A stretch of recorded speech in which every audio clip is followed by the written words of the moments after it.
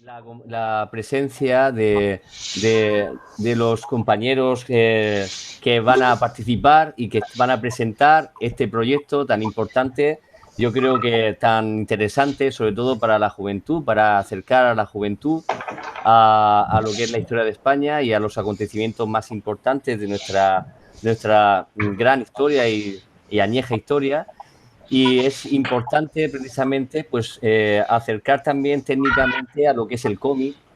Van a explicar precisamente, van a explicar cómo se realiza, cómo se maqueta, cómo se dibuja, cómo se documenta para realizar este proyecto.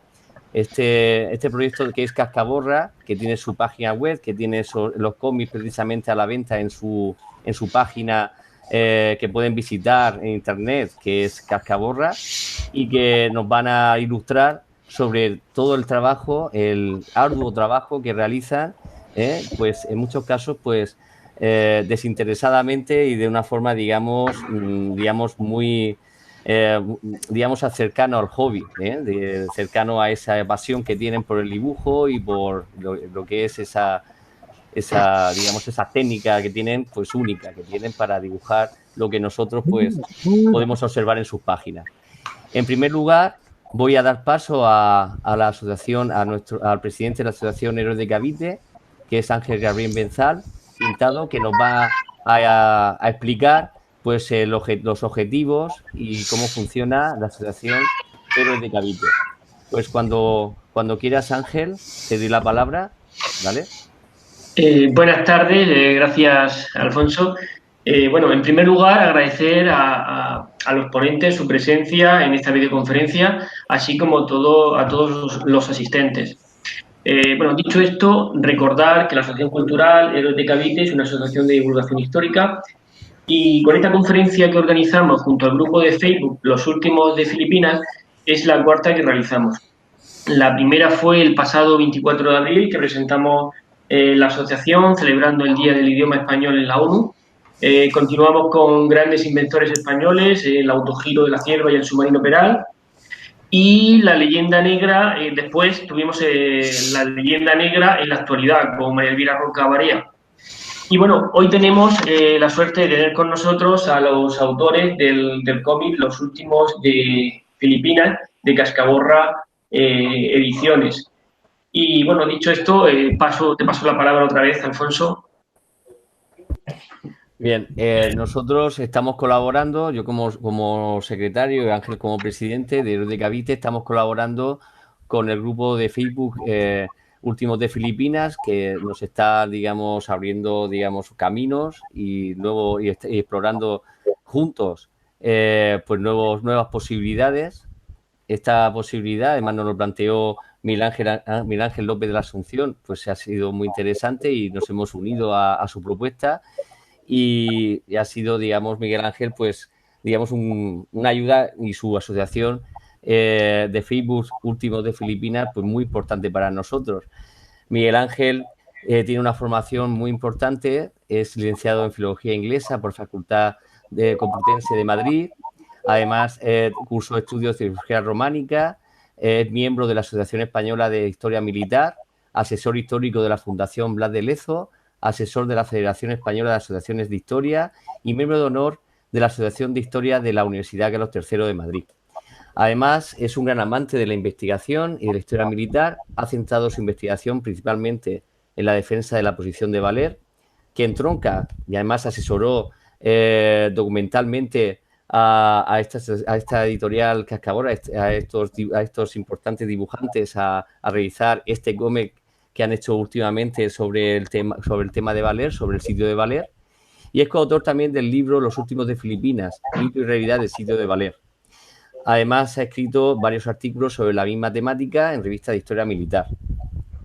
Es creador y administrador del grupo de difusión histórica Los Últimos de Filipinas, que al final de mi presentación pues voy a colgar para que veáis todos la página precisamente de Facebook para que todos sepáis cómo conectarse y cómo participar en ese gran foro como es este foro de Facebook que son Los Últimos de Filipinas, este grupo de Facebook. Y a lo largo de sus 11 años de actividad ininterrumpida se ha convertido en el principal foro de reunión y debate para todos aquellos interesados en el estudio y conocimiento y difusión de esta gesta muchas veces olvidada, que es precisamente el sitio de Valer, la guerra de Cuba y Filipinas en ese contexto histórico de 1898. Pues voy a dar la palabra a Miguel Ángel. Voy a dar la palabra a Miguel Ángel para que nos comente sus impresiones y digamos qué es lo que piensa, lo que quiere, cómo va a aportar esta conferencia precisamente al conocimiento de este gran hecho, de este gran hito histórico como es el sitio de Valer, ¿vale? Paso la palabra a Miguel Ángel. Pues muchas gracias, Alfonso. Te ha faltado decir que soy tú, no, y del Atleti. Sí, y además yo soy simpatizante del Atleti también. Pues nada, hoy estoy realmente contento con esta presentación. Hoy traemos a los autores de este cómic, Los últimos de Filipinas, de Cascaborra Ediciones. Son, en los tiempos que corren, unos tíos valientes, porque acercarse a la historia y máxime haciéndolo... has dicho amateur, bueno, yo lo veo como un proyecto empresarial, un proyecto importante. No son... tienen un cariño y un amor por lo que hacen, pero es una apuesta seria, una apuesta fuerte. Tenemos la suerte de tener pues a los tres autores, que no es la primera vez que trabajan juntos. Cada uno ahora nos explicará cuál es la faceta o el trabajo que le ha tocado hacer dentro de este cómic. Y también tenemos al editor, a Julián Olivares, que también brevemente nos va a contar pues qué es Cascaborra. Yo creo que antes de presentar a los autores, si quieres, Julián, te presento a ti y nos das unas pinceladas del proyecto. Pues nada, tenemos a Julián Olivares, editor en Cascaborra Ediciones, que es una editorial que nació a finales del 2016. Y nace con un objetivo, que es pues utilizar el cómic, utilizar las viñetas, que es una manera amena, es una manera pues muy atractiva para narrar la historia de España, y tiene como buque insignia una colección que se llama Historia de España en viñetas, a la cual pertenece este título, Los últimos de Filipinas. Han abordado cantidad de temática de nuestra historia y con alegría podemos decir que ya están preparando los próximos números para el año que viene, para el 2021. Y como Julián le he oído decir en alguna ocasión, ellos saben lo difícil que es, y hay una frase que me gustó mucho que dice que en estos lances o se entra con fe y con fuerza y llorado de casa o la cosa no tira. Ese es el espíritu de Cascaborra, con medios que no son grandilocuentes, con medios pues reducidos, pero con mucha ilusión y, sobre todo, y hay que tener en cuenta esto, contando con los mejores, está sacando una colección que desde mi punto de vista es fantástica y en la cual él también ha participado, porque él ha sido guionista en dos de estos cómics, en Trafalgar 1805 junto a Daniel Torrado, y en Madrid 1808, que si no recuerdo mal era con Juan Aguilera. Y si quieres, Julián, saludar a la gente del grupo. Tienes la palabra. Activa, por favor, el micro.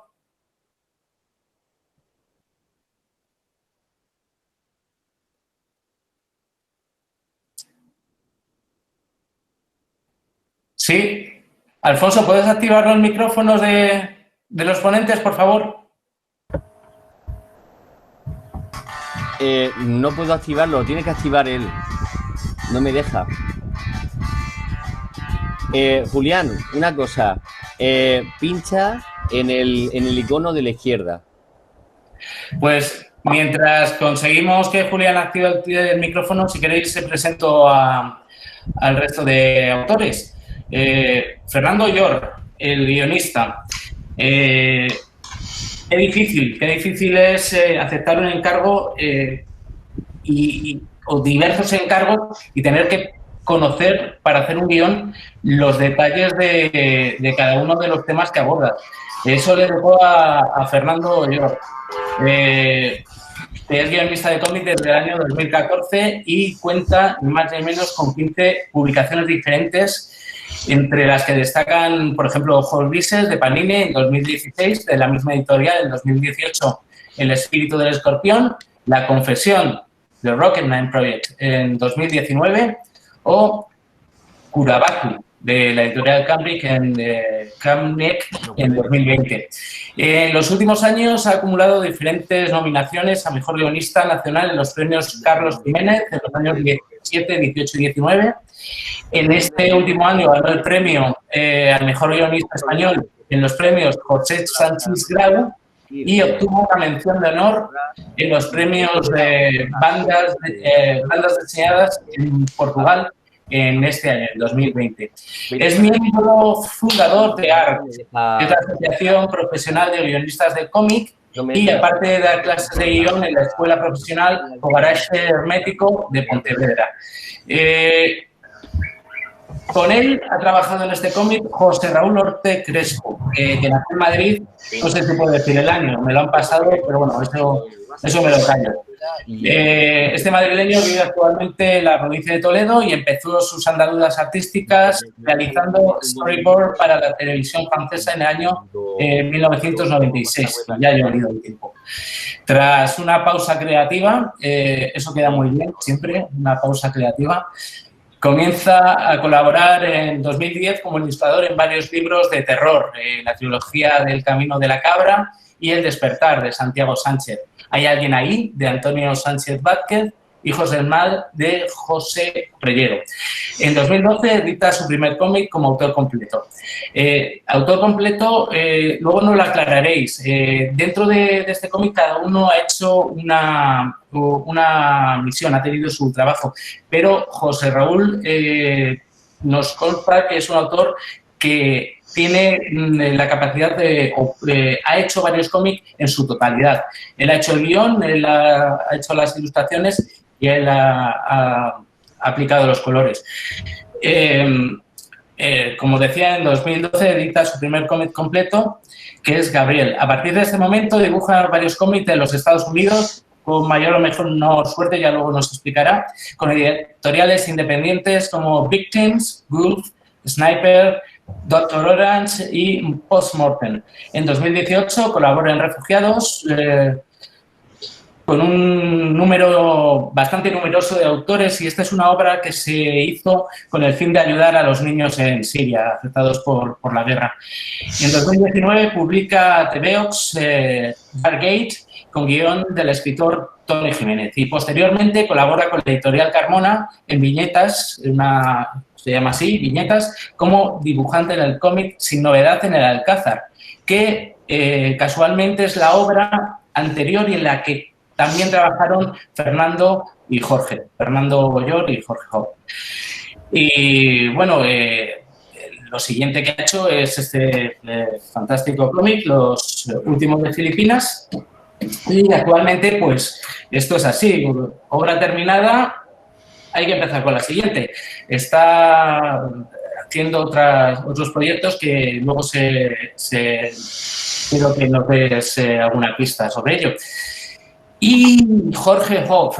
Jorge Hoff es el colorista, es la persona que tiene que dar color al cómic. Es un trabajo también muy complicado y no exento de una documentación previa. Yo con Jorge he hablado bastante y teníamos que tratar pues el tema de los colores de los uniformes, porque os lo vais a creer o no, en toda obra o todo autor tiene luego que dar unas explicaciones de lo que ha hecho, y en este país nuestro estamos muy acostumbrados a que todo el mundo sabe de todo. Me contaba también mi amigo Salvador Amaya, el autor de la escultura, que muchos trabajos de la escultura de los últimos de Filipinas, de los héroes de Valeria en Madrid, que muchos trabajos, nada más presentarlo, ya tenía las primeras críticas de esta pistola no es así, pues vaya manera. Y eso es lamentablemente muy nuestro. Y tenemos que aprender una cosa que yo llevo muy a gala. Todos los parabienes en público y las recomendaciones en privado. Pues Jorge, de adolescente quería escribir novelas. Yo creo que es un paso que todos hemos pasado por allí. Y luego cambió por el dibujo y actualmente ha decidido combinar ambas facetas. La del cómic tiene todo. Tiene la de novelista, también tiene la de ilustrador y la de colorista. Es una labor más que difícil, porque ya nos contará las dificultades a las cuales un colorista se enfrenta. Y ahora se dedica sobre todo a colorearlos, pero yo creo que también ha tenido posibilidad de trabajar en otros aspectos. En equipo con Fernando y Raúl, como ya os he dicho, ha hecho el cómic del Alcázar, 1936, Novedad en el Alcázar, publicado por Carmona. Y ahora pues nos ha participado en este cómic de Los últimos de Filipinas. Vamos a ver si Julián ya tiene el micrófono activo. Y buenas tardes. En principio sí. Pues, ¿qué tal? Muchísimas gracias. Queremos daros las gracias tanto en nombre de la Asociación Héroes de Acabita como en el nombre de nuestro grupo de Facebook por haber aceptado la invitación y por haber sido tan generosos de presentar aquí el cómic con nosotros. Y estamos muy interesados en vuestro proyecto, en el proyecto de Historia en Viñetas. Y sobre todo en Cascaborra, y cuáles son los objetivos, cómo es de difícil tirar de una quijotada de llevar un proyecto desde cero en este país. Bueno, difícil. La mayor complicación con la que nos encontramos es en cómo se paga la fiesta. Hacerlo al final, pues si tienes muy claro qué quieres hacer y con qué autores quieres trabajar, pues es tan fácil como ponerte de acuerdo y ponerte a hacerlo. Como tan fácil. Ahora te explicarán los autores que no es tan fácil hacer cómic. El problema que me encuentro yo como editor es que para poder tener unas publicaciones más o menos periódicas, tienes que ir avanzando en muchísimos títulos para poder ir dándole ritmo a la colección.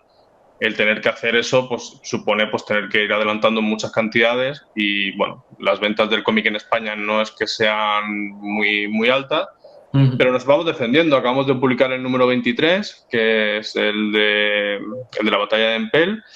Tenemos 2 esperando ya para julio y en septiembre, en principio, doblaremos un poco lo que es la producción actual. Mantendremos la colección que estamos haciendo, que es Historia de España en Viñetas, donde todos los títulos están centrados en la historia bélica. Y empezaremos a hacer también pues nuevas colecciones, adaptando, por ejemplo, novelas también con un contexto histórico. También vamos a hacer algo sobre la guerra civil. Vamos a hacer una colección de gente pues vinculada a las letras, a la pintura, a la ciencia, pequeñas biografías ilustradas. Y bueno, los números más o menos van saliendo.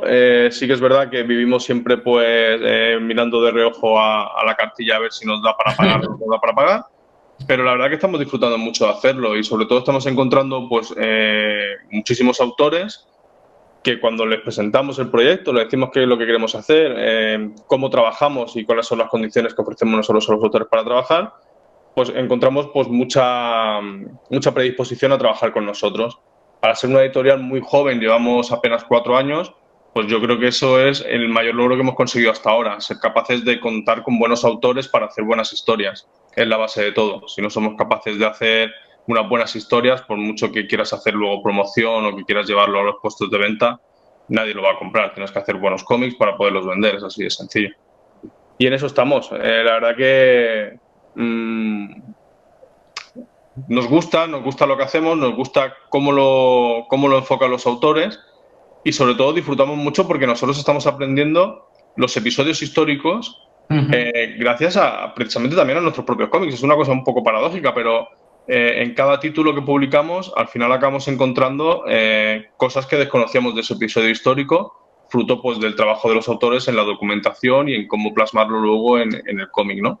Y bueno, pues por un lado estamos proponiendo una herramienta didáctica para que la gente conozca un poco más nuestra historia. Sí que es verdad que hay episodios muy conocidos, hay otros que no son tanto, pero nosotros también estamos aprendiendo en el camino. Entonces, bueno, a gente que le gusta la historia, que le gusta el TVO, pues bueno, ¿qué más se puede pedir? Y por otra parte, tenéis la posibilidad, eso creo que es interesante, de inscribirse o abonarse a la colección. Sí, para poder desarrollar esto más o menos en unas condiciones que permitan a los autores poder tener unos ingresos durante la producción de la obra, no podíamos estar a expensas de las liquidaciones de librerías y de luego si hay devoluciones o no hay devoluciones. Entonces, nosotros nuestros 7 primeros cómics, cuando los publicamos, los hicimos por campañas de mecenazgo, los crowdfunding estos que ahora se han puesto muy de moda. Sí. Entonces, al lanzar la campaña de mecenazgo, teníamos un montón de mecenas que vimos que campaña tras campaña se repetían en su aportación. Entonces, al final decidimos hablar con ellos, les enviamos unos correos electrónicos explicándoles cómo era nuestro proyecto, qué era la idea de lo que queríamos hacer y por qué lo queríamos hacer así, y les invitamos a que se hiciesen suscriptores. Entonces, todo el suscriptor de la colección lo que hace es que tiene el recibo domiciliado en el banco, nosotros cada novedad se la mandamos a casa, conforme sale la novedad, llega de imprenta, se empaqueta y llega a casa muchas veces 2 o 3 semanas antes incluso de estar en librerías. Y con eso pues lo que conseguimos es un flujo constante que nos permite poder trabajar un poco más a largo plazo, poder desarrollar. Nosotros estamos haciendo ya cómics, pues el último contrato, siguiendo el orden cronológico, si no se adelantan algunos, seguramente el contrato último que hemos firmado sea el 40 de la colección. Entonces, claro, tenemos que ir avanzándolo mucho. Y bueno, la verdad que los suscriptores, ahora en esta época, 2 meses del COVID, pues nos ha salvado un poco el cuello, porque han mantenido la suscripción. Nosotros no hemos podido servir durante esos 2 meses porque, bueno, pues al estar confinados no podíamos ni trabajar con imprenta ni con servicio de correos, pero la suscripción se mantuvo. Entonces, claro, eso nos permitió poder afrontar los pagos a los autores, que era nuestro mayor temor, de no dejar a los autores y los ingresos pactados. Y luego, pues a poquito que se han empezado a ir abriendo el desconfinamiento, la desescalada, como se quiera llamar, pues nos hemos ido poniendo al día. Hemos hablado con la imprenta para que aceleren un poco a la hora de servir, los hemos enviado y ahora estamos completamente ya al día de los recibos de la suscripción y de las entregas. Pues fantástico, es una noticia y además que el precio es accesible para todo el mundo. Un cómic como este, creo, corrígeme si me equivoco, son 16 euros, 15,99. Sí, actualmente empezamos con un precio de 15 euros, pero en enero tuvimos que subirlo a 16 porque no era sostenible.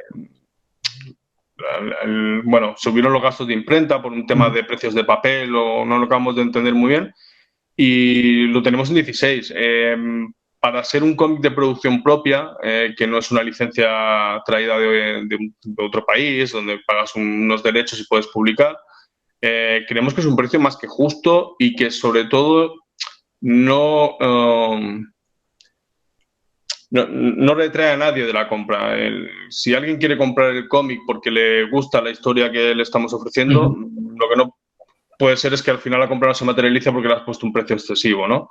Entonces, intentamos jugar con un precio que sea más o menos rentable, pero que no sea desorbitado y potenciar ventas. Claro, si al final acabas vendiendo más dejándolo a un precio justo, pues ya te sale la cuenta, ¿no?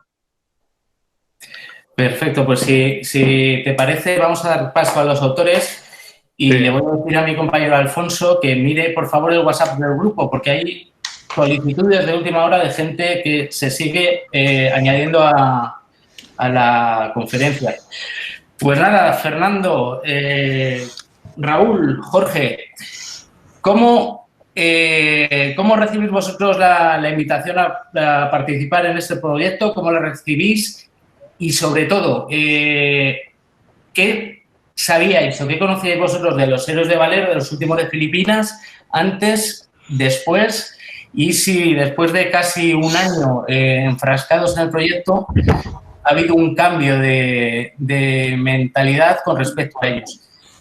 ¿Qué visión teníais de ellos antes? ¿Tenéis la que todo el mundo tenía de pobrecitos abandonados? ¿No? No. Siquiera esa. Ni siquiera esa. No. Yo, por ejemplo, sí tenía idea de que resistieron. De hecho, yo lo estudié en su día.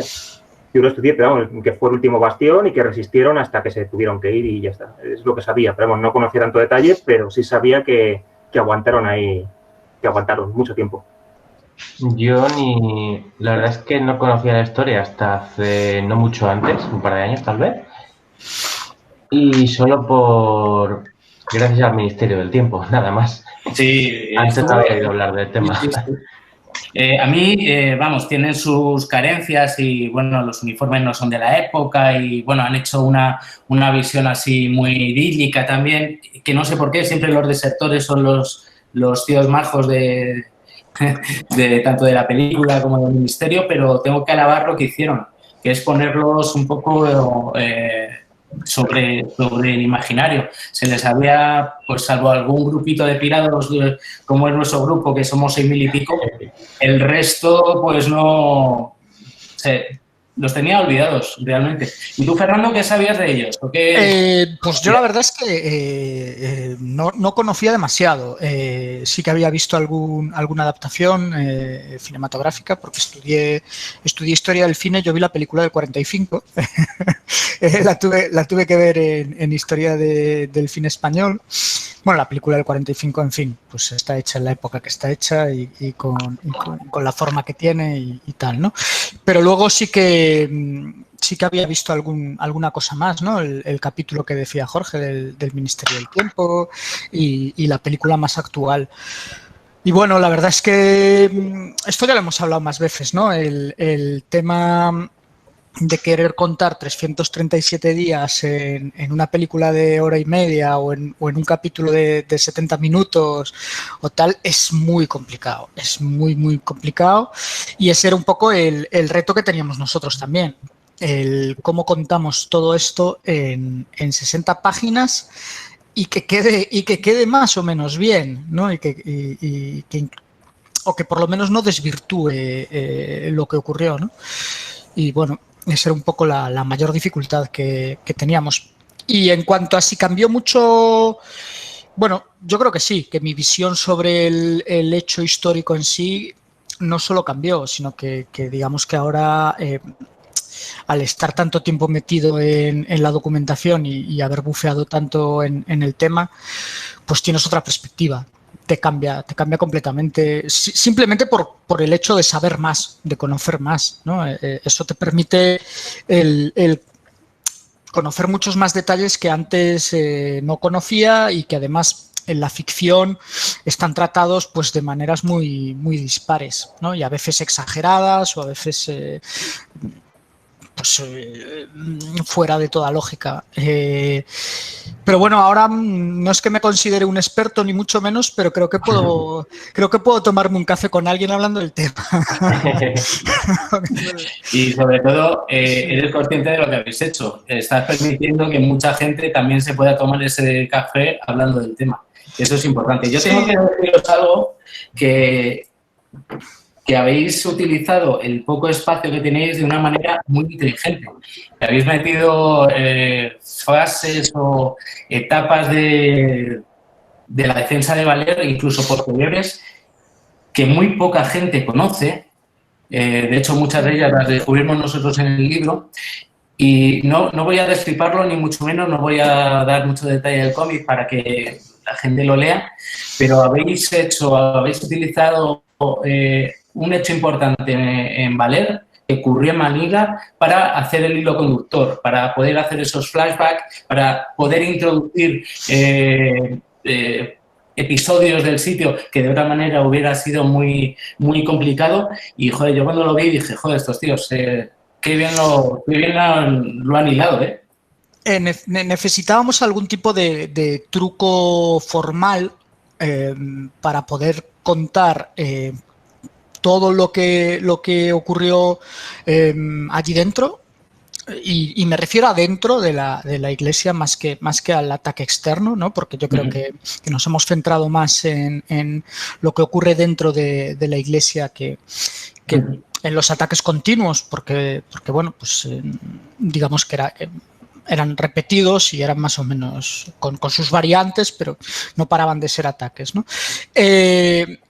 Y ese truco formal nos permite ir adelante y atrás en la historia y ir a momentos muy concretos, que creo que además están, un poco lo que tú dices, están olvidados o se habla menos de ellos o no se les da tanta importancia, ¿no? Y realmente el poder contar, pues que allí dentro lo que había era una penuria terrible y una epidemia de beriberi y hambruna y desnudez y cómo estaba la situación allí dentro, que además estaban prácticamente a oscuras, estaban en penumbras porque efectivamente habían tapado las ventanas precisamente pues para evitar que pudiese colarse cualquier cosa por ahí, ¿no?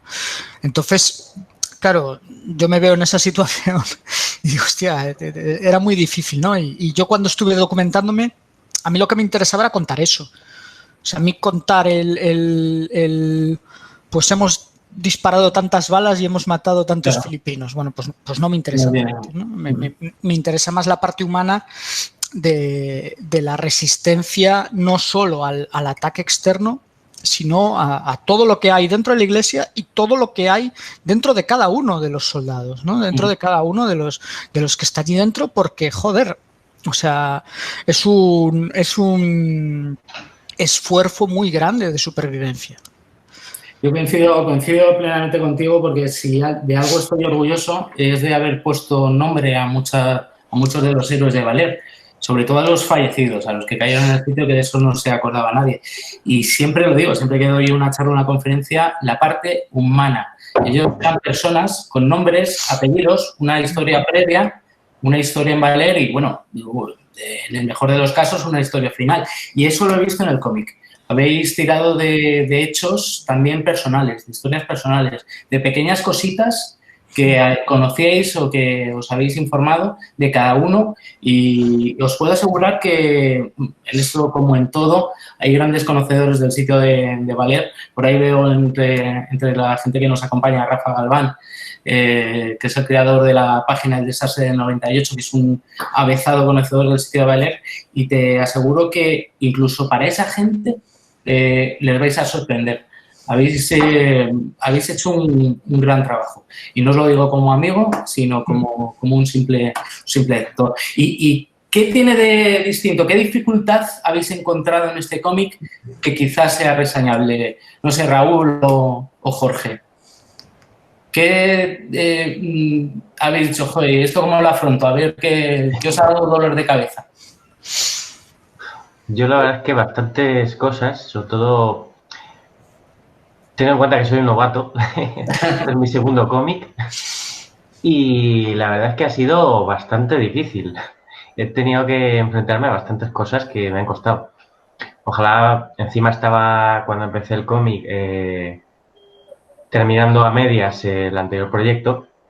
Lo malo de empezar, sobre todo, gracias al profesor que tuve, aprendí montonazo y rapidísimo a hacerlo bien, a hacer todo esto que hago. Aprendí, de hecho, en medio año, prácticamente de cero, en lo que es el color.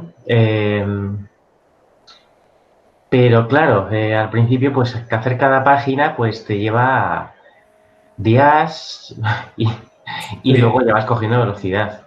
Al inicio del año es cuando estuve ya trabajando sin parar desde diciembre. Empezaba, cada página me llevaba un día entero y al final, las últimas semanas, ahí a todo correr para que me diese tiempo a la fecha límite, pues acababa haciendo ya páginas pues cada una en 4 horas más o menos. La fecha límite, para el que no sea autor, es algo que nos da a los autores dolor de cabeza casi desde el momento que firmas el contrato, porque es algo que está ahí en la lontananza, que no va a llegar nunca, y van pasando los días y de repente vas viendo como el calendario, no sé por qué, según llega la fecha límite, los días corren mucho más rápido. Es que no llegas. Y, por ejemplo, Raúl, lo tuyo ha tenido que ser un trabajo de documentación, uniformidad, la propia iglesia, el armamento, y yo he hablado mucho con ellos en el tiempo que han estado haciendo el cómic, y tenemos que tener algo en cuenta que la gente no es consciente. Esto no se hace en una tarde. Tiene un trabajo previo de documentación, pero es que cada página, cada hoja, les lleva varios días. Y eso yo como autor también quiero romper una lanza en el mundo de los autores. Los libros, los cómics, los documentales, las películas no salen por ciencia infusa. Hay un trabajo detrás y nosotros no somos conscientes de lo que lleva. Los kilómetros, las noches sin dormir, porque la mayoría de nosotros, pues para sobrevivir, tenemos nuestros trabajos y lo hacemos como podemos. Yo creo que en España hay muy pocos autores de cualquier cosa que sobrevivan o tengan como un modus vivendi esto que para nosotros es una pasión, y hay que tenerlo en cuenta a la hora de acercarnos y decir, 16 euros, qué caro. No es caro. En este caso no es caro. Pero es que si valiera 30, si valiese 30, tampoco lo sería. Dime, Raúl, por favor, ¿qué te ha costado a ti más o cuáles han sido tus handicaps a la hora de hacer el cómic? Pues yo tengo quizás la ventaja de que soy bastante rápido dibujando. O sea, por ejemplo, para Estados Unidos, el último cómic que he terminado parte ahora, pero que me quedan más, me mandan un contrato que tengo que entregar mínimo una página cada 2 días. Teniendo en cuenta que yo me levanto a las 6 de la mañana y hasta las 6 de la tarde no acabo de trabajar, pues tengo familia, tengo mis obligaciones. Es lo que tiene haber hecho dibujos animados. Tengo mucha soltura. Pero el problema que he tenido aquí más ha sido, yo creo que lo que más quebrado de cabeza me ha dado ha sido cuando Fernando en el guión me ponía los nombres de las personas y no encontraba una puñetera foto de ellos para que se pareciera. Porque encontré una foto donde estaban todos al volver a España con sus nombres, pero es que parecían todos iguales. Claro, ahí no nos conocíamos todavía. Ahí no nos conocíamos, una pena, porque yo te hubiera dado, vamos, claro, hasta el carnet del Atleti de uno de ellos. De todas maneras, tampoco sabes qué apariencia tenían dentro de la iglesia. Si estaban con barba porque no podían afeitarse, porque la foto, cuando vieron que se lavaron, que todo ese tipo de detallitos te atan mucho. Luego, aparte, hay mucha falta de información. Por ejemplo, una de las cosas que me dijiste tú fue lo de los fusiles, que eran más largos. Yo había estado buscando los fusiles de esa época, estoy buscando las banderas de esa época, el escudo de la bandera, todo. Pero claro, yo los fusiles que encontré en fotos eran más cortos. Luego me dijiste tú que eran de caballería. Sí, esos eran terceros. Los que habían en los primeros bocetos eran tercerolas de caballería, que son un poquito más cortas. Sí. Bueno, no hubiera pasado nada, pero siempre te hubieras encontrado el típico... Pues eso no eran los fusiles y tal. Y a todos nos gusta hacer las cosas perfectas y bien.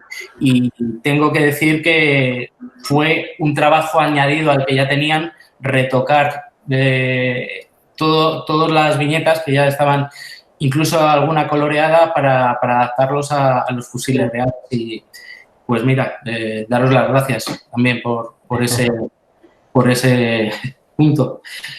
Y a lo que íbamos antes, ¿tenéis un cariño especial a alguno de los personajes después de haberlo dibujado, coloreado o metido en el guión? ¿Hay un vínculo entre el personaje histórico al que no conocéis, al que os aproximáis para hacer el cómic, y el sentimiento que tenéis por él ahora? Habláis de Loreto Gallego, por ejemplo, habláis de Martín Cerezo, de Vigil de Quiñones, habláis de muchos de los héroes de Valer, de los destructores, incluso. Fernando, por ejemplo. Bueno, yo creo que el protagonista absoluto del cómic es Martín Cerezo. Bueno, pues por el hecho histórico en sí, y un poco porque a la hora de seleccionar qué contábamos y qué no podíamos contar, nos tiramos un poco más en ese sentido. Creo que es una figura que, bueno, pues todos sabemos, ¿no? Que tiene luces, pero también tiene sombras, y que es el gran paradigma de todo lo que ocurrió allí dentro, ¿no? De lo bueno y de lo malo, ¿no? Entonces, yo le guardo un cariño especial al personaje, ¿no? Al personaje, o a la versión que nosotros hacemos del personaje, no tanto al personaje histórico, sino a lo que nosotros construimos, ¿no? porque además me permite jugar estas cartas de lo bueno y lo malo, ¿no? De las luces y las sombras. Y creo que eso es muy interesante. Y creo que es muy interesante para quien se acerque ya con un conocimiento previo de lo que es la historia de Valer. Jorge, Raúl. Yo la verdad, como he sido el que menos me he tenido que informar para hacer el trabajo, digamos, me tocaba centrarme más en la parte estética, me enteraba sobre todo pues al leer el propio guión y demás para colorearlo. Así que digamos que al que más cariño le he cogido ha sido más bien por motivo estético, por el dibujo de Raúl, más que nada. Sí. Es a lo mejor me equivoco el rango, el teniente Rosales, Coronel Rosales, el que lleva, la investigación. Sí. Es el que lleva el expediente de Manila. Es un interrogatorio en el cual los héroes de Valer se tuvieron que enfrentar para dilucidar o para aclarar la actuación que tuvieron dentro del sitio. Porque no os lo vais a creer, ellos cuando llegan a Manila no saben si les van a fusilar al día siguiente o les van a proponer para una condecoración. Ellos están en la tesitura de, joder, hemos renunciado a capitular ante oficiales que nos daban la orden directa. Vamos a ver qué pasa con nosotros. Y ellos pasan un interrogatorio en Manila y Rosales es la persona que al final dice, bueno, ¿de qué estamos hablando? Estos señores han cumplido con su obligación incluso más allá de lo que se les puede pedir. Pues Rosales, qué curioso, macho. Más que nada, como digo, es principalmente estético sobre todo por cómo lo dibujó Raúl. No sé, tenía una cara muy agradable, creo que se la tuvo que inventar porque no encontramos imagen. Sí. Me contó además en qué se había inspirado. Cuenta. Yo no me acuerdo. Me contó que se había inspirado un poco en el abuelo de Heidi. Ah, sí, es verdad. Es verdad. Y no será, más que nada que es el que más me he divertido coloreando, digamos. Tiene una cara más agradable, cuando se pone delante de la ventana, pues solía ser el que más juego tenía para hacerlo. Por lo demás, pues no me zambullo tanto en la historia como ellos dos, pues tampoco puedo decir mucho más. Yo estaba ahí con mis colores. ¿Creéis que esta historia tiene un recorrido de ahora en adelante o ha sido algo que ha sido el 120 aniversario el año pasado, han hecho la peli, ha salido algún libro que me dicen que no está mal, de Actas Ediciones, y luego han hecho un monumento en Madrid y esto ya va a pasar otra vez al sueño de los justos? ¿O creéis que tiene todavía recorrido? No, yo creo que es una historia que tiene todos los visos para volver, ¿no? Recurrentemente. A lo mejor sí que es verdad que durante un tiempo está más en primera plana o se habla más del tema o cuando coincide algún aniversario o tal, pero yo creo que determinados episodios históricos deberíamos hacer todos porque no se pierdan, ¿no? Porque al final el que se pierdan pues es una lástima para todo nuestro patrimonio, pero también es una pérdida muy grande, ¿no? En nuestro inconsciente colectivo y en nuestra forma de ser y en nuestra forma de pensar, ¿no? Todos estos episodios, los que son más honrosos y los que son menos honrosos, los que nos gustan más, los que nos gustan menos, al final forman parte de nuestra historia y nuestra historia construye nuestra personalidad también, ¿no? Has dicho algo muy importante que a mí me gusta mucho.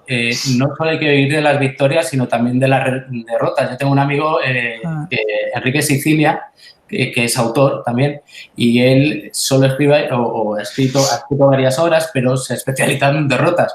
Siempre hay el cachondeo con los otros amigos autores. Joder, derrotas. Y dice, joder, macho, es que es nuestra historia también.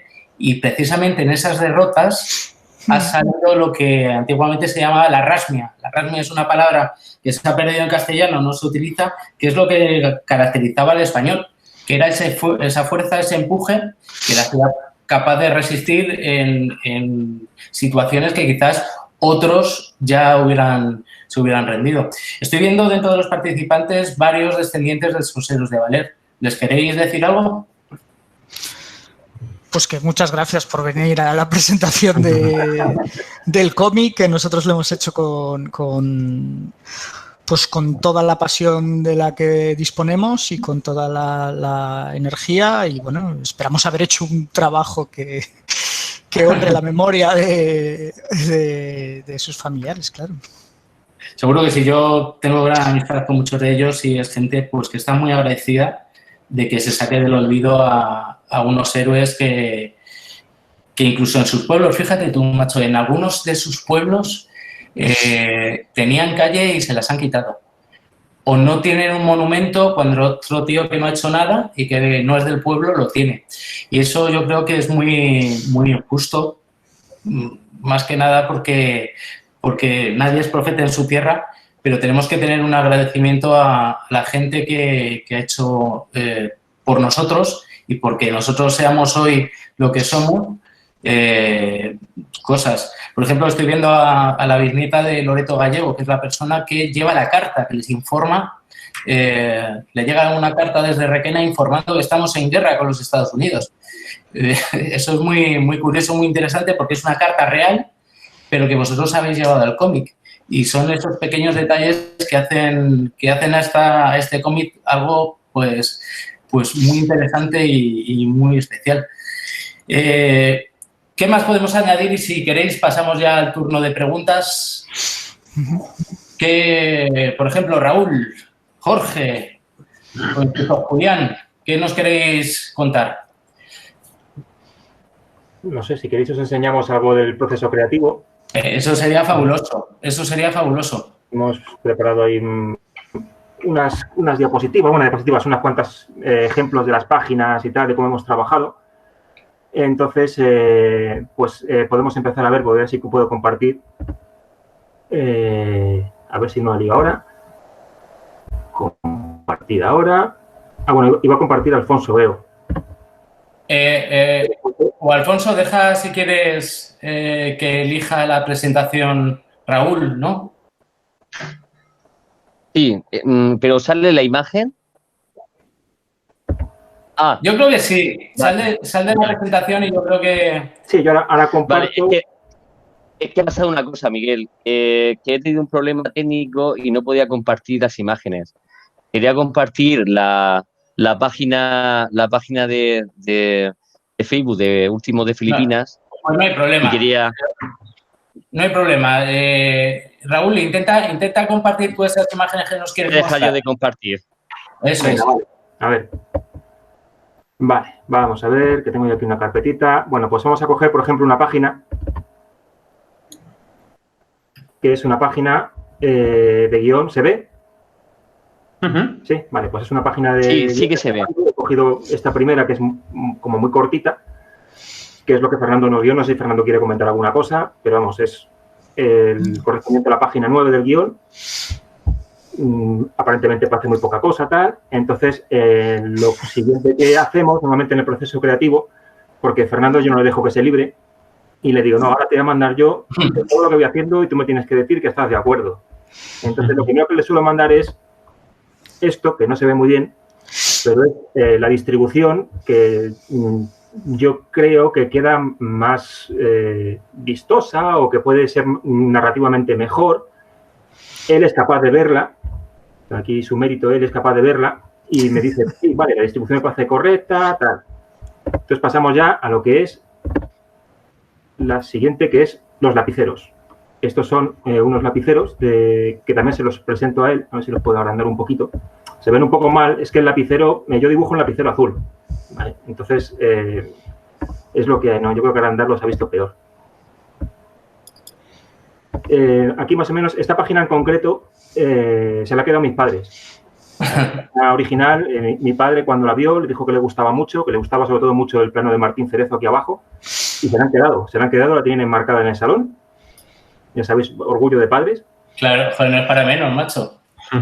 Y bueno, pues la siguiente fase, digamos, es ya la tinta. Sobre esos lapiceros yo suelo trabajar mucho en la tinta directamente. Es un poco arriesgado porque te puedes equivocar y tal, pero me gusta mucho trabajar la tinta y cada vez hago menos lapicero y más tinta directamente. Entonces esta es la misma página, esta es la que tienen mis padres, tal cual, en el salón. Y el siguiente paso, esto ya se le mando a Jorge, es la página ya limpia, sin restos de lapicero y tal, y es cuando la coge Jorge y ya Jorge hace su magia y queda la página, pues, como se ve aquí. ¿Vale? Yo también me gustaría enseñar, porque personalmente me gusta mucho lo que es la portada, que es quizás un poco atípica. La portada es muy chula, macho. La portada a mí me gustó muchísimo. Es un poco atípica, no es una portada normal. Pasa es que, bueno, comentamos entre los tres varias opciones, tal, y al final yo creo que esta fue la que más nos gustó. Esto es el boceto, que prácticamente es un lapicero acabado, porque empecé y la detallé mucho. Pues para la tinta, yo utilicé una cosa que se llama mesa de luz, que es una simple mesa con una luz LED y puedes hacer una especie de calco, pero te deja trabajar más cómodo sobre ese lapicero. No tienes que borrar nada, porque el problema que tiene entintar encima de un lapicero es que cuando borras el lapicero la tinta se borra también. Entonces aquí yo directamente utilicé la mesa de luz. No me gusta porque me dejo los ojos. Tienes un foco de luz debajo de tu cara, te puedes tirar 3, 4, 5 horas mirando un foco de luz y los ojos sufren mucho, ¿no? Entonces, por eso normalmente no lo uso. Pero bueno, para este caso sí quería tener un original limpio, en tinta, todo entintado a manita, tal. Y la parte más importante es que yo creo que Jorge aquí entendió la idea muy bien y para mí lo que hizo fue una gozada. A mí el color, aquí Jorge lo hizo muy bien y captó lo que yo tenía en mente. Fue como se me leyó el pensamiento. Sí, ¿no? Y todo el efecto de las nubes te atrapa mucho, ¿no? Visualmente la portada. Además que es muy simbólico, ¿no? Es como una tormenta también que solo de verlo te da cierto respeto. Pues el respeto que tendrían ellos ahí dentro, por decirlo de alguna manera. Sí. La verdad es que es alucinante. Yo no sé si, Jorge, ¿querías tú también mostrar algo? He intentado, pero el ordenador me está yendo fatal estos días. ¿No? Así que nada. He querido... ¿Puedo contar un poco igualmente? Claro. Escúchame una cosa. Yo tengo aquí los documentos que me habéis enviado. Yo puedo mostrarlos ahora. He podido solucionar ese problema. ¿Quieres que te muestre algún documento? ¿Algún documento de los que tengo ya? Sí, si volvéis a poner una de las páginas a tinta, con la tinta ya terminada, estaría bien. Vale, voy a hacerlo. Y tú me dices si a lo mejor no es el documento que a lo mejor es el que querías, pero bueno. Cualquiera, vale. Voy a elegir. Vale. Quería haber grabado antes de la charla un pequeño vídeo de coloreando, por ejemplo, el sombrero que sale en la portada y tal, pero nada. El ordenador está ya para jubilar y no he podido. Nada, pues si quieres, si lo grabas, luego lo ponemos en los grupos.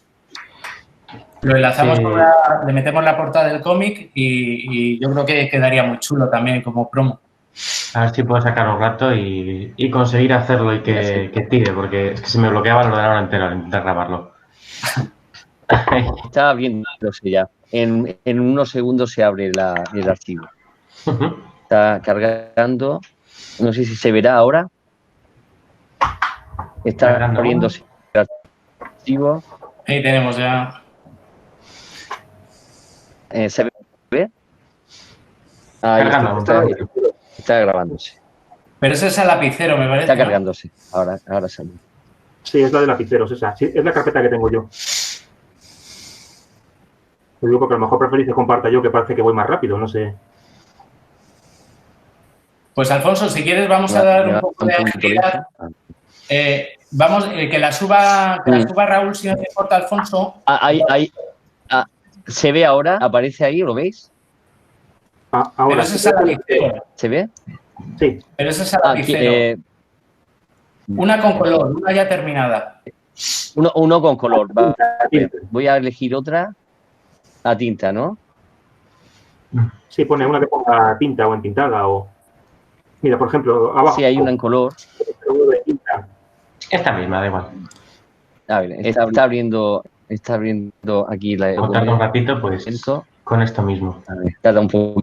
Bueno, Raúl trabaja en tradicional, o sea, con el lapicero y las tintas. Hay otros dibujantes que lo hacen todo en digital, pero él sigue ahí. Ahí me da envidia porque es tradicional, se me da regular, y color soy incapaz de hacer en tradicional.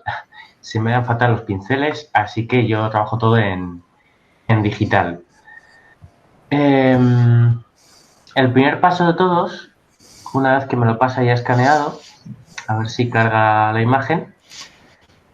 Aquí está. Ahora la imagen. Si haces un poco de zoom en cualquiera, hacemos un poco de zoom. Hay primero un primer paso para luego trabajar más sin distracciones y poder concentrarme solo en qué color voy dando, que es pues tirarme media hora, una hora, según el dibujo, un proceso que se llama flats, que viene a ser ir seleccionando a mano cada una de las zonas, por ejemplo, en un personaje, toda la silueta, la cara, el sombrero, el pelo, cada cosa por su lado, y ponerle un color cualquiera, sin pensar, y llenar así toda la página. Entonces después lo cubro todo con otro color, y ese trabajo lo que me permite es poder ya trabajar sin tener que pensar en no salirme de la línea, digamos. Me permite seleccionar cada zona, el pelo, los sombreros, los uniformes, y no tener que preocuparme de nada más a la hora de trabajar. Y poder ya centrarme en la iluminación, en las sombras y demás. Pues que es un proceso, es un trabajo de chinos, macho. Es muy, muy, muy laborioso. Yo que soy un tío nervioso, yo no sé si podría. Esa primera parte, que suele ser aburridísima, hay mucha gente que la odia, lo de los flats. Hay muchos que por tiempo y demás contratan a gente. De hecho, suelen contratar a muchos filipinos, hay muchos filipinos que trabajan de esto. ¿Ah, sí?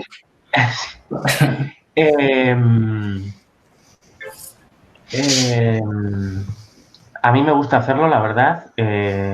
Esa primera parte es muy mecánica, yo me entretengo, me pongo una película en pequeñito mientras y me tiro un día entero viendo una película tras otra y haciendo varias páginas.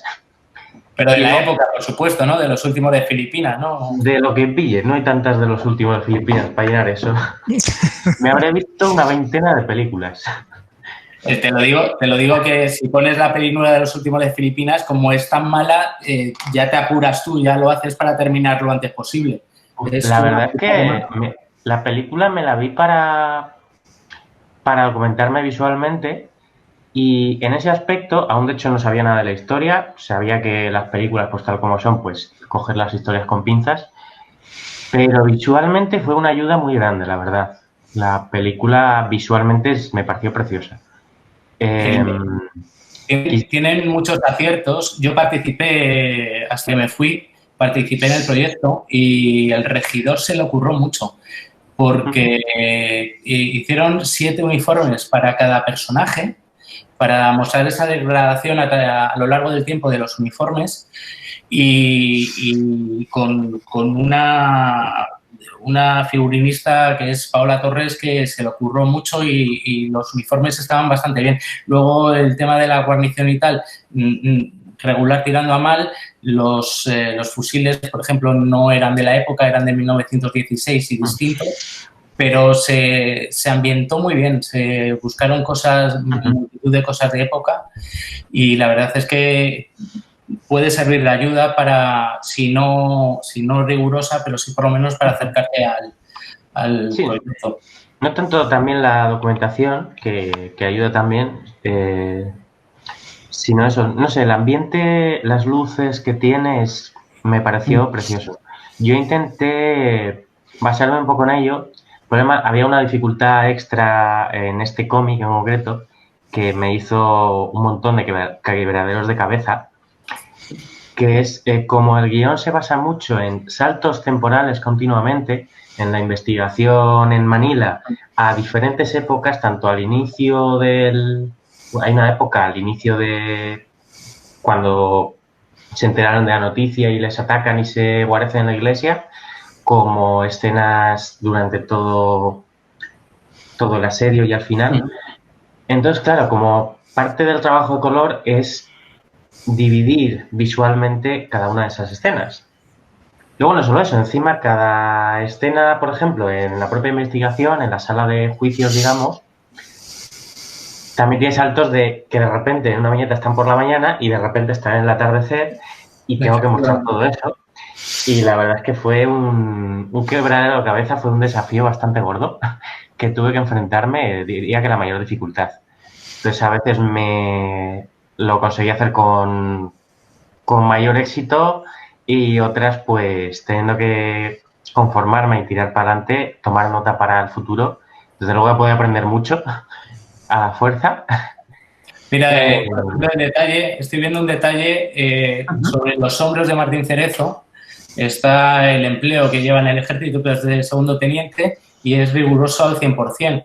Es la cinta verde y las dos tiras, una oro y otra plata. Y eso, vamos, hasta hace muy poca gente, por ejemplo, en la película no lo sabían. Nos cabe el orgullo de haber asesorado en el temas de uniformidad. Pues nada, chicos, son las 8:36.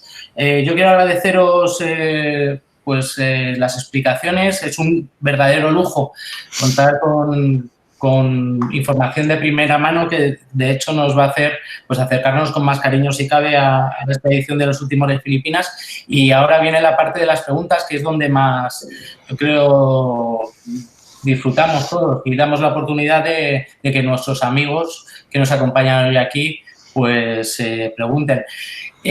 Vamos a hacerlo, eso sí, con un orden. La persona que quiera preguntar, que active su micro y que pregunte. Pero antes, Miguel, una cosa, ¿Sí? porque ha habido problemas técnicos y no he podido, quería enseñar tu página, No hay problema. de Facebook y luego No hay ahora problema. Eso ya... es un compromiso que he tenido porque he estado aquí en los problemas técnicos y he prometido hacerlo y lo voy a hacer.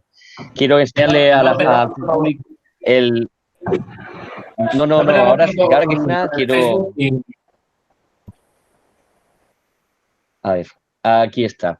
Quiero pues precisamente la página que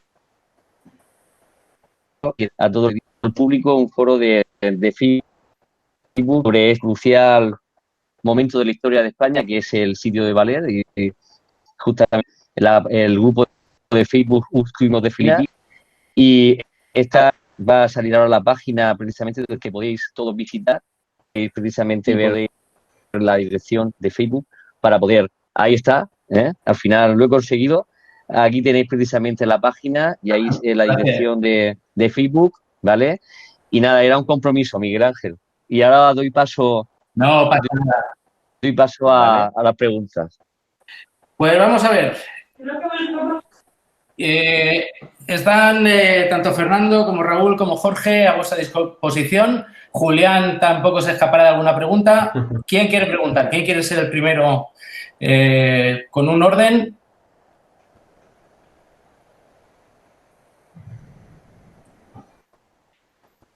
Activad el micrófono, por favor. Bueno, pues si no pregunta nadie, Miguel Ángel, pregunto yo. Mi pregunta es para Julián. Venga.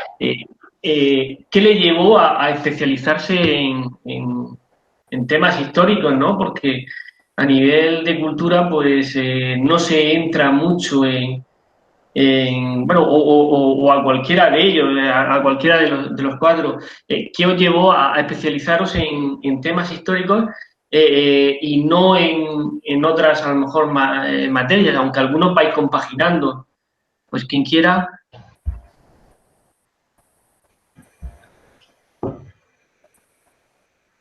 No sé yo, Julián, yo no sé si está. El micro, Julián. El micrófono. ¿No? Bueno, he dicho cualquiera de los cuatro, no sé si... Yo es que no sé, por ejemplo, yo creo que ninguno estamos especializados en historia en concreto. Es una historia como otra cualquiera, o sea, es un trabajo como otro cualquiera. Yo he hecho sobre todo mucho terror. He hecho casi todo ha sido terror, o sea, es curioso. Yo creo que el cómic histórico primero que hemos hecho fue el anterior, que también tenía tintes de terror. y este es el histórico puro y duro primero que yo creo que hago, en mi caso. Yo sí que había hecho algún otro cómic histórico hablando de la guerra de Bosnia y bueno, realmente a mí sí que me interesa y además creo que el cómic como elemento de divulgación tiene mucha potencia, tiene muchísima potencia y creo que hay que aprovecharlo mucho para divulgar temas históricos, pero también temas científicos, temas médicos y todo tipo de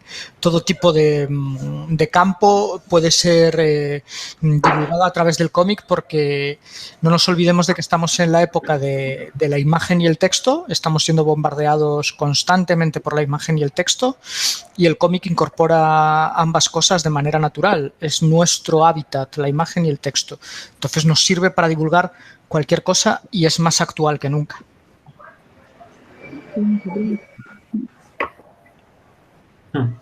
La verdad es que, como decía Miguel Ángel, es una buena forma de acercar la historia a más gente.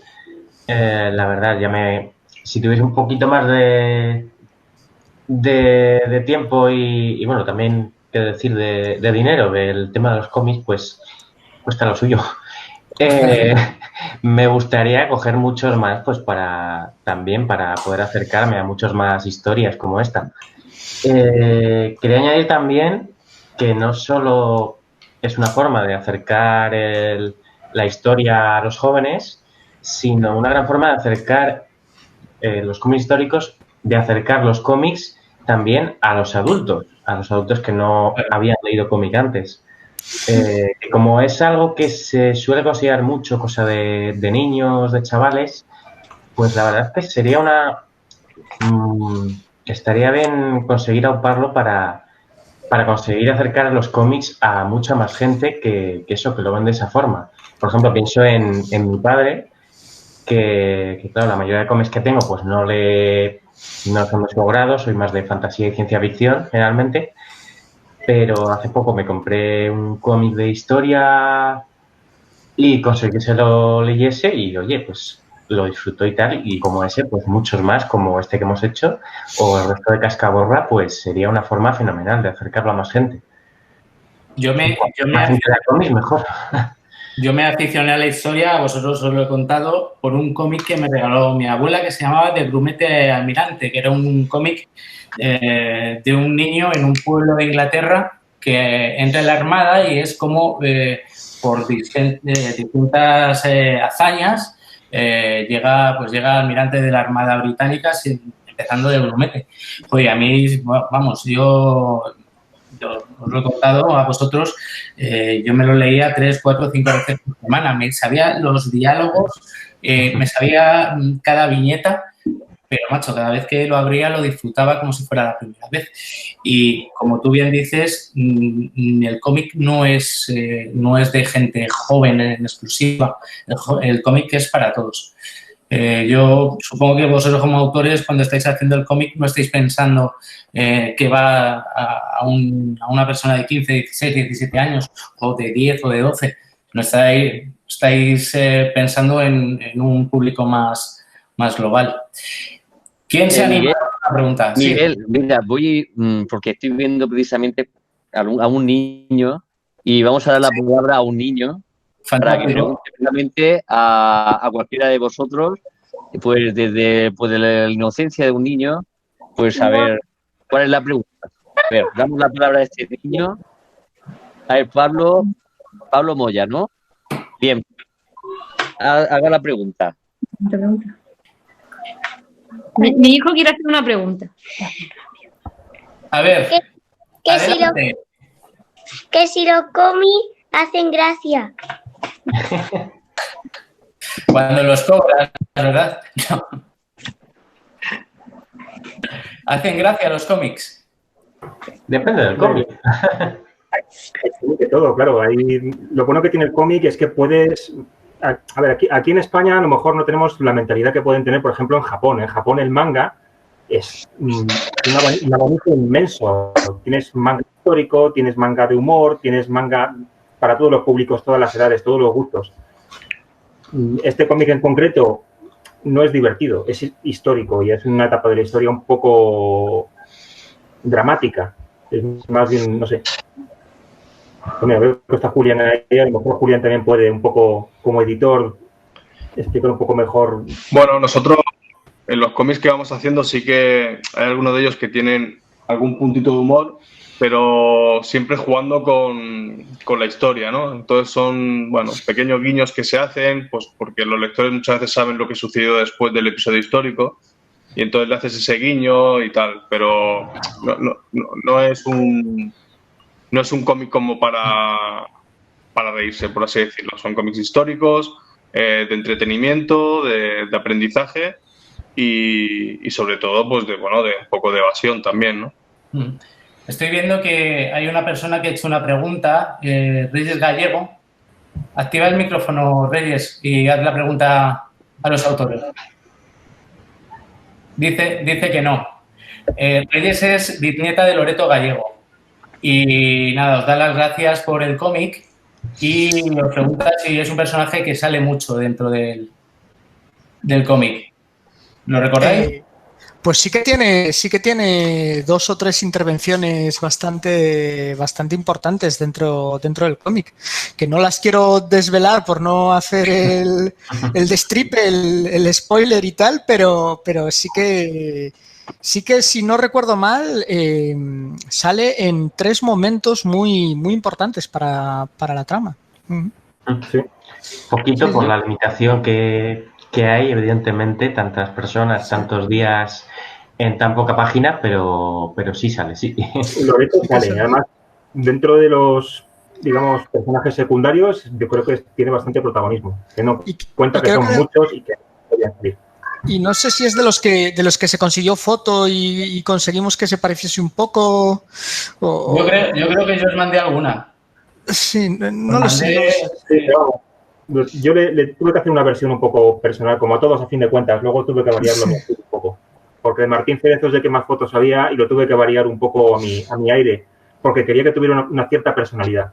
Entonces, al final es la licencia artística que me tomé. Bueno, para mí Loreto tiene un puntazo en el cómic que a mí es realmente el que más me emociona, que es la última intervención que hay, ¿no? Por toda la simbología que hay alrededor de ese momento.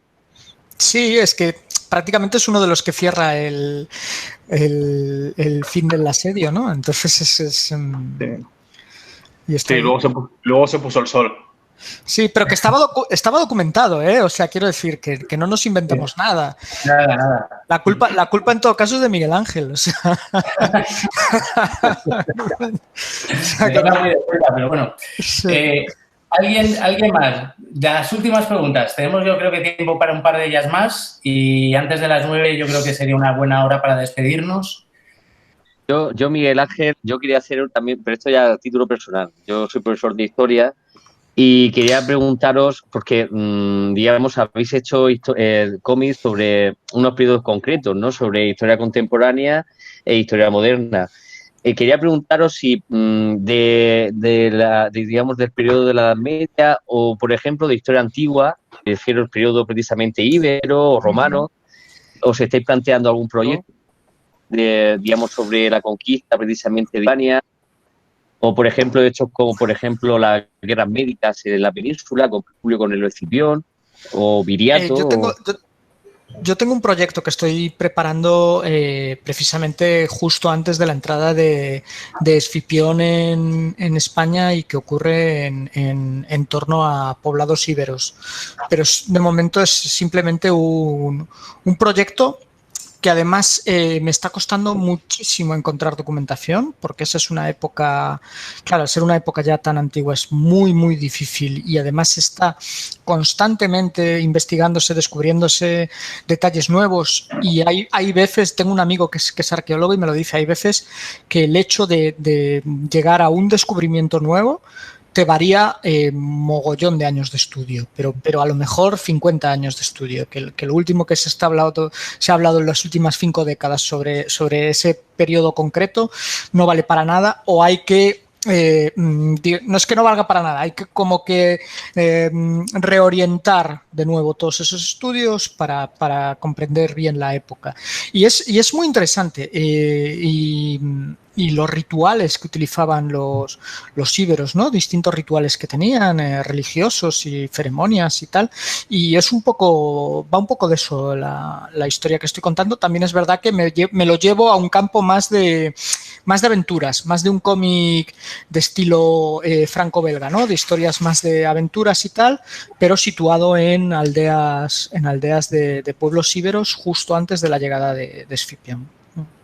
Yo, por ejemplo, os sugeriría, ya que soy del sureste, estamos aquí en Murcia y está Cartagena, lo que es la conquista de Cartago Nova, que es un hecho muy, muy destacado y además ese sí que está bastante bien documentado y se puede trabajar como una sugerencia. Lo digo como sugerencia para el futuro, vosotros ya... Ahí fotos no vais a tener, ¿eh? Ahí fotos no hay. Bueno, no, con la editorial... ¿Hola? Sí, Julián. Se te oye, se te oye. De la época, digamos, anterior a la conquista musulmana de la península, tenemos publicado, lo publicamos ahora, justamente ahora hace un año, en Numancia, el asedio de Numancia, y a esta parte final de año tenemos preparado Guadalete, la batalla de Guadalete, la batalla de Covadonga, y para primeros de año tenemos Viriato, y un poquito más adelante llegará Sagunto. Julián, precisamente ahora que has hablado de las guerras celtibéricas con Viriato, os sugeriría incluso un hecho, digamos, más sangriento, incluso que se produjo, digamos, un genocidio generalizado, que son las guerras cántabras. Y la presencia incluso de Octavio Augusto digamos, esa guerra dura, una de las guerras más largas y cruentas de todo el Imperio Romano, de toda la historia del Imperio Romano, aquí en la península ibérica. Las guerras cántabras, digamos, investiguéis ahí, que tenéis ahí un campo pues la verdad que no es la primera vez que nos lo comentan. Lo tenemos en la lista. La lista que tenemos, ya os podéis imaginar que es enorme. Lo que pasa que nosotros, cuando hablamos con los autores, siempre le planteamos una serie de temas que nos gustaría pues hacer, ¿no? Y al final es el autor el que elige el cómic en el que quiere trabajar. Son muchos meses de trabajo, tanto en documentación como luego pues a la hora de confeccionar el guión y hacer las páginas, el dibujo, color y tal, como para que no cojan un proyecto que realmente les atraiga y les llame la atención. Entonces nosotros en la lista sí que vamos añadiendo temas, pero al final le dejamos siempre a los autores que seleccionen en qué tema quieren trabajar, porque si no puede ser un suplicio para ellos. Hay una pregunta. Sí. De María Dolores Moya Torres. ¿La lees tú, Alfonso? Mi pregunta es si podrían los profesores de historia recomendar estos cómics a los alumnos como lectura recomendada o incluso obligatoria para incentivar la lectura de la historia de una forma más divertida y veraz. María Dolores, si quieres puedes activar el micro. María Dolores. Sí, dime. Pues pregunte la pregunta a tú misma. Pues eso, que si se podría recomendar este tipo de lectura por los profesores a los alumnos, para que de una forma divertida, porque como ahora los alumnos casi no leen, yo creo que en forma de cómic es más divertido y además si se incentiva la historia bien documentada, aprenderán mejor. Yo creo que se podría recomendar. Sí, hay varios profesores que compran el cómic o compran la novedad mensual. Con algunos de ellos vamos hablando porque luego pues, nos van pasando inputs de lo que opinan los alumnos y lo que hacen es que preparan una clase didáctica con los alumnos y luego, como el cómic tampoco tiene mucho tiempo de lectura y cualquier chaval lo puede leer en una tarde, durante todo el mes hasta que sale la siguiente novedad, lo que hacen es que se lo van intercambiando los alumnos. Se lo lee uno, al día siguiente lo trae, lo lee otro y así pues el profesor aprovecha para hacer una clase un poco diferente y de paso pues cada uno de los chavales se va leyendo luego el cómic en casa. Tenemos varios profesores que lo están utilizando en clase, sí. Pues nada, me parece muy bien. Ya que pues, también que tome nota Alfonso, como profesor de historia, puede recomendarlo, ¿no? Sí, no, de hecho, no solo yo, y precisamente hablando con un compañero, pues le recomendé pues un cómic de Bernardo de Gálvez y digamos como lectura ahora que ha estado la pandemia y los chavales han estado confinados, pues digamos son lecturas que son más fáciles para ellos, para pasar también un momento divertido y además didáctico y digamos ha sido muy provechoso. Por eso la aplicación del cómic en la escuela me parece una forma, un puente para llegar a ellos. Pues nada, señores, yo creo que son las 9:05, es una buena hora para despedirnos, dar las gracias a los autores, a Fernando, a Raúl, a Jorge, a Julián. Muchas gracias por haber compartido vuestro tiempo con nosotros, habernos contado cómo ha sido vuestro proyecto y sobre todo, pues, por esto, que esto quedará. Esto ya está publicado y queda de aquí en adelante. Por mi parte, nada más. Muchísimas gracias y esperemos ver nuevos éxitos de los 4 que yo, vamos, por mi parte, habéis conseguido un nuevo lector. Muchas gracias. Muchas gracias a vosotros por la invitación. Yo, por mi parte, también me habéis ganado y seguro que vais a tener mucho éxito en el futuro. Y de verdad que voy a utilizar más, si cabe, ese instrumento que es el cómic, que me parece algo interesantísimo y muy provechoso para todos los profesores de historia. Y muchísimas gracias a los 4, ¿vale? Por participar. Por mi parte también agradeceros esta iniciativa y bueno, en este caso son superhéroes, pero superhéroes españoles, que no todo el mundo aguanta lo que aguantaron allí en Valer. Entonces, pues agradeceroslo y bueno, comentar también que bueno, que tenemos próximas conferencias para que nos sigan, pues bueno, el 3 de julio pues tendremos otra, pero bueno, ya iremos comentando por redes sociales sobre ello. Pues muchas gracias a los 4, de verdad. Nada, muchas gracias. Gracias a vosotros. Hasta la próxima. Gracias. Hasta la próxima. Hasta luego. Hasta luego. Hasta luego, chicos.